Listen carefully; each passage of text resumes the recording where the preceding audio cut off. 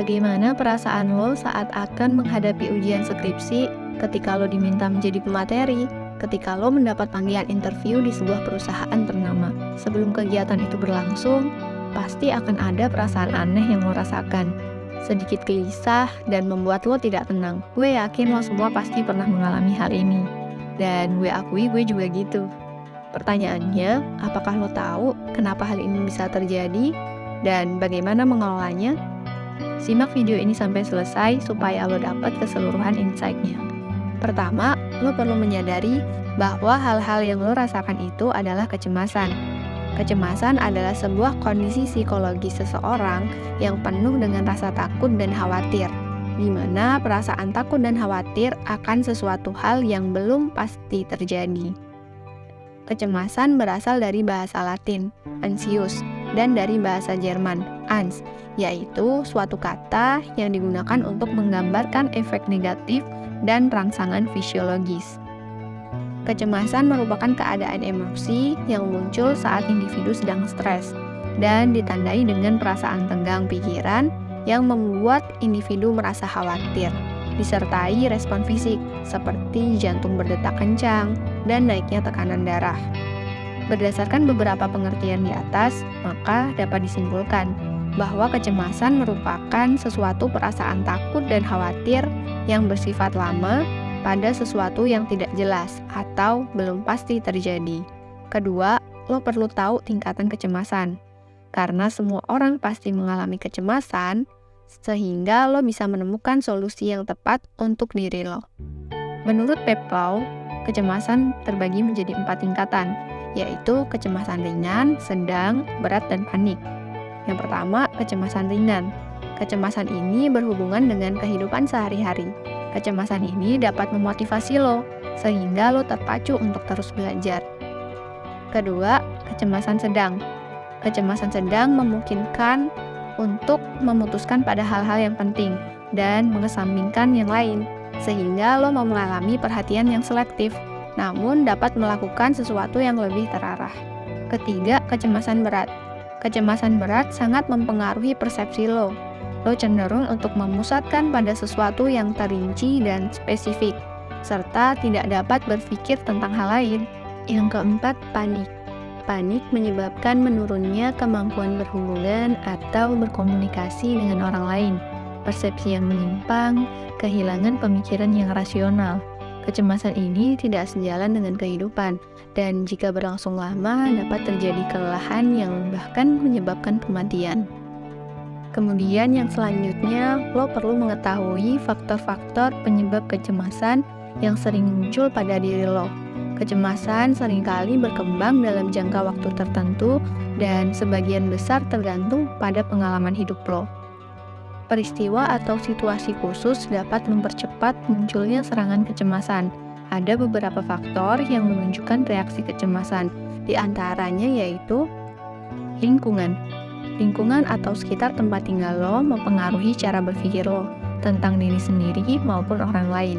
Hal ini disebabkan karena adanya pengalaman yang tidak menyenangkan baik dari keluarga lo, sahabat lo, atau rekan kerja lo, sehingga lo merasa tidak aman terhadap lingkungan tersebut. Emosi yang ditekan. Kecemasan bisa terjadi jika lo tidak mampu menemukan jalan keluar untuk perasaan lo sendiri dalam hubungan personal, terutama jika lo menekan rasa marah atau frustasi dalam jangka waktu yang sangat lama. Sebab-sebab fisik. Pikiran dan tubuh senantiasa saling berinteraksi dan dapat menyebabkan timbulnya kecemasan. Hal ini terjadi dalam kondisi seperti misalnya saat hamil atau sewaktu lo sedang sakit. Selama ditimpa kondisi-kondisi tersebut, perubahan-perubahan perasaan sering muncul dan ini menyebabkan timbulnya kecemasan yang berlebihan. Gue ada beberapa tips yang bisa lo lakuin ketika lo mengalami cemas, dan ini ditulis oleh Dr. Irene Cindy Sunur.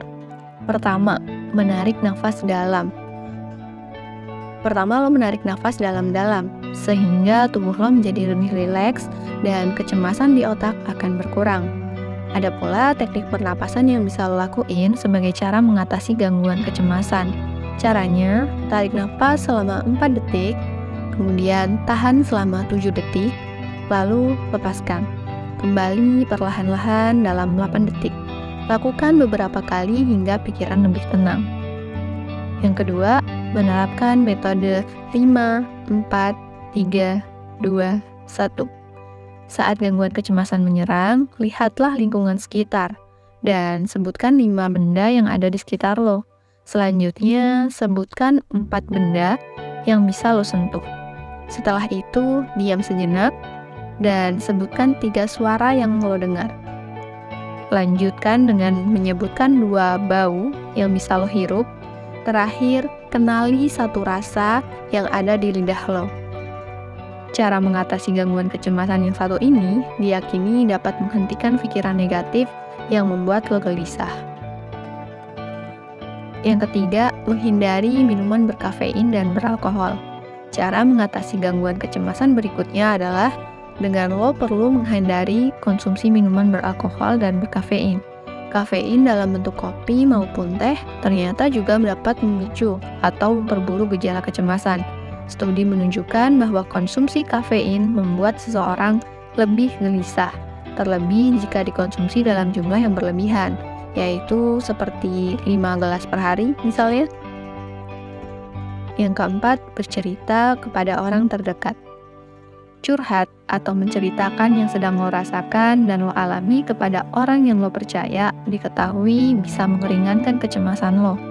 Orang tersebut bisa aja seperti psikiater, teman dekat, atau anggota keluarga lo. Yang kelima, meluangkan waktu untuk diri sendiri. Sediakan waktu untuk diri sendiri, misalnya berjalan santai, melakukan meditasi, atau sekedar berendam di air hangat. Bila perlu, matikan telepon genggam selama beberapa saat, agar lo tidak terganggu. Terkadang, rasa cemas dapat disebabkan oleh meningkatnya hormon stres. Menyediakan waktu untuk diri sendiri dan melakukan relaksasi adalah salah satu cara yang bisa membuat lo merasa lebih tenang dari kecemasan. Oke, sekian dulu yang bisa gue sampaikan. Jika video ini dirasa bermanfaat untuk lo, jangan lupa komen, like, and subscribe. Dan nantikan video-video selanjutnya ya.